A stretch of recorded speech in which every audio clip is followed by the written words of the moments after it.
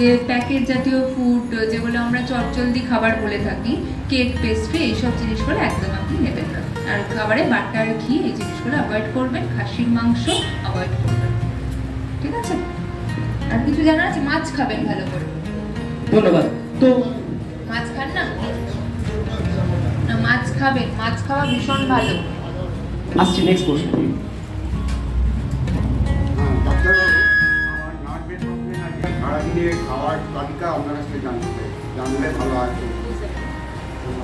আচ্ছা, নার্ভের প্রবলেমের জন্য স্পেশালি কোনো খাবার নেই, আপনার নর্মাল ডায়েট হবে, আপনি সমস্ত কিছু খেতে পারেন, ঠিক আছে? এবার হেলদি খাবার বলতে আমরা যেগুলোকে বুঝি, খাবারের মধ্যে আমি বারবার প্রথম থেকেই বলে আসছি যে খাবারে আমাদের এমন হতে হবে, মানে প্লেটটা আমাদের এমন হওয়া দরকার। আগের কনসেপ্ট ছিল আমাদের ভাত বেশি করে খাবো কিন্তু আমাদের তরকারি কম থাকবে, আদার্স জিনিসগুলো কম থাকবে, কিন্তু একটা আইডিয়াল ডায়েট বলতে এখন আমরা যেটা বুঝি সেটা ভাত, রুটি, চিড়ে মুড়ি যাই খাই না কেন সেগুলোর পরিমাণ কম, খাবারের সবজির পরিমাণ বাড়িয়ে দিয়ে, প্রোটিন খাবার বাড়িয়ে দিয়ে, আমি 2 পিস মাছ খেয়ে নিতে পারেন, 3 পিস চিকেনের পিস ছোট ছোট খেতে পারেন, কোনো অসুবিধা নেই। তো সেই জিনিসগুলো বাড়ান, ডাল 1 বাটি খান, আর তার সাথে দই রাখুন, অবশ্যই টক দই সেটা হবে, আর তার সাথে স্যালাড।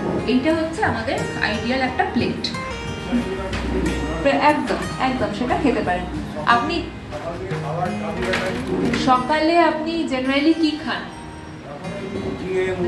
চিড়ে মুড়ি খান, ঠিক আছে, সেটা খান। আপনি যদি মনে করছেন রুটি খাচ্ছেন, সেটাও খেতে, 2টো রুটি খান, তার সাথে সবজি বেশি পরিমাণে নিন। যদি তাতে আপনার পেট ভরলো না মনে হচ্ছে, তাহলে আপনি সেখানে ছানা নিয়ে নিন 100 গ্রাম, হলো। যদি মনে করছেন কোনোদিন মুড়ি খাচ্ছেন, কোনো একটা ভেজিটেবলস দিয়ে মুড়ি খান, তার সাথে আপনি দই রেখে দিন, হয়ে গেল। বা কোনোদিন চিড়ে দই খেতে ইচ্ছা করলো, সেটাও খেতে পারেন। কিন্তু আপনার যেহেতু সুগার নেই, প্রেশারও নেই, আপনি চিনি দিয়ে খেতে পারেন, কিন্তু সেটারও পরিমাণ, যেহেতু আপনার বয়সটা বাড়ছে, তো সেক্ষেত্রে সেটার পরিমাণও কম হওয়া উচিত, এটা। তারপরে আপনি 10টা সাড়ে 10টা নাগাদ একটা যে কোনো ফল খেলেন, যে কোনো, সেটা মৌসুমি যে কোনো ফল হতে পারে, সেটা মুসাম্বি, পেয়ারা, আঙুর, কমলালেবু, আপেল, নাশপাতি, এভরিথিং, ঠিক আছে, যে কোনো একটা ফল। আর দুপুরে মোটামুটি 12:30 থেকে 1টার মধ্যে আপনার লাঞ্চ হয়ে যাওয়া উচিত। তো তখন ভাত, যেরকম মাছ থাকে, ডাল, সবজি, দই, তার সাথে স্যালাড, এটা হওয়া উচিত। তারপরে দুপুরে খাবার, যদি মনে করছেন যে ফলটা আপনি 10:30 সাড়ে 10টা নাগাদ খাননি, তাহলে দুপুরে খাওয়ার 30 মিনিট পর আপনি একটা ফল নিতেই পারেন। তারপর আপনি 5টা থেকে 5:30টার মধ্যে নিশ্চয়ই চা খাওয়ার অভ্যেস আছে আপনার, তো চা খান, তার সাথে বিস্কিট নিতে পারেন। আর 7টা নাগাদ আপনি একটু মুড়ি, ছোলা এই টাইপের খান, বাইরের ঝালমুড়ি না খেয়ে বাড়িতেই মুড়ি, ছোলা, শসা, পেঁয়াজ, টমেটো দিয়ে চাট মতো করে খান। আর রাতে যেরকম আমাদের ডায়েট নর্মাল হয়, রুটি খান আপনি জেনারেলি, রুটি খান, তার সাথে সবজি, তার সাথে ছানা নিতে পারেন, বা একটা আপনার মিষ্টি থাকতেই পারে, কোনো অসুবিধা নেই আপনার ক্ষেত্রে, ঠিক আছে? অনেক ধন্যবাদ, একটা হাততালি হোক, মানে তুই জানতে পারছি আমরা। অনেক ধন্যবাদ। তো আপনি অনেকবার বললেন যে ফল খেতে হবে।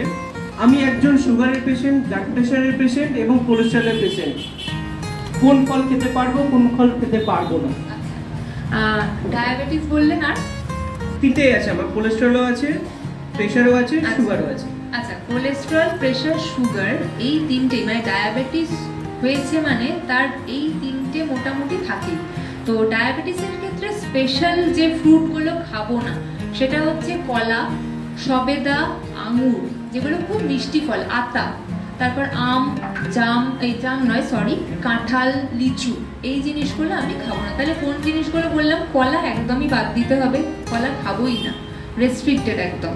কলা, আতা, সবেদা, আঙুর, আম, কাঁঠাল, লিচু, এই জিনিসগুলো আমি বাদ দেবো। এবার যদি গ্রীষ্মকাল, এখন আমের সিজন আসছে, ডায়াবেটিস রোগীরা কি একদম আম খাবেন না?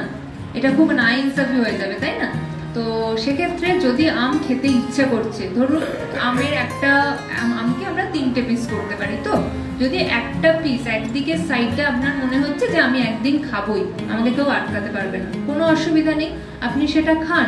কিন্তু ধরুন সকালে আপনি আমটা খেয়ে নিয়েছেন টিফিনে, কি করবেন? দুপুরে যখন ভাত খাচ্ছেন, আমি বলেছি সুগারের রোগীদের একটা ছোট কাপের 1 কাপ, আমাদের কাপের সাইজও এখন বেড়ে গেছে, কিন্তু আমি কাপ বোঝাতে আগের যে চা কাপগুলো সেগুলোকেই বুঝিয়েছি, ঠিক আছে? তো সেই চায়ের কাপের 1 কাপ যখন ভাত খাচ্ছিলাম, এখন যদি একটা আমের পিস খেয়েই নিয়েছি সকালবেলা, তাহলে আমি ওই জিনিসটা মানে সেই দিনের জন্য ভাতটা আমি ওই টাইমে খাবো না। ভাত না খেয়ে আমি ডাল, মাছ, সবজি, দই আর স্যালাড খেয়ে উঠে পড়বো। এটা হচ্ছে কনসেপ্ট। তাহলে আপনার সুগারটা মেনটেন হয়ে গেল ওই দিনেই। কিন্তু এইটা যেন না হয় যে আপনার রোজ রোজ আমের সিজনে আম খেতে ইচ্ছা করছে, এটা অভ্যেস করলে চলবে না। আপনি সপ্তাহে 2 দিন খান, কিন্তু ওই কনসেপ্টে খান। ইভেন এটাও হতে পারে কারো রসগোল্লা খেতে ইচ্ছা করছে, একদিন একটা খাবেন না, খাবেন, কিন্তু সেটা অভ্যেসে পরিণত করলে চলবে না। সেই দিনটার জন্য ডায়েটের মধ্যে যদি সকালে বা রাতে ধরুন আপনি খেয়ে ফেলেছেন, আজকে রাতে একটা রসগোল্লা খেতে ইচ্ছে করছে, রুটির সাথে খেয়েছেন আপনি, পরের দিন সকালে যখন আপনি খাবেন, তখন আপনি যদি রুটি খাচ্ছিলেন, সবজি খাচ্ছিলেন, তাহলে শুধু সবজি সেদ্ধ আর দই খেয়ে উঠে পড়ুন, রুটি দুটো খাবেন না। এইটা হচ্ছে কনসেপ্ট। এটা হলো। আর কোলেস্টেরল আর প্রেশারের ক্ষেত্রে সেরকম ফলের কোনো মানে আলাদা করে বাছবিচার নেই, সবকিছু খেতে পারেন, কিন্তু যেগুলো হাই ক্যালোরি, সুগার যেগুলো বাড়ে, সেই জিনিসগুলো কিছুটা প্রেশারকেও বাড়ায়। তো সেই জন্য আমি চেষ্টা করব মানে যতটা বলার, যে লেবু জাতীয় যে টক ফলগুলো, মুসাম্বি, পেয়ারা, আঙুর, কমলা লেবু, আপেল, নাশপাতি, এগুলো হচ্ছে সেফ ফল সব রোগগুলোর ক্ষেত্রে। তো এইগুলো যথেষ্ট পরিমাণে আপনারা খেতে পারেন। জামরুল তো আছে, ঠিক আছে, খেতে পারেন। বুঝতে পেরেছেন? আশা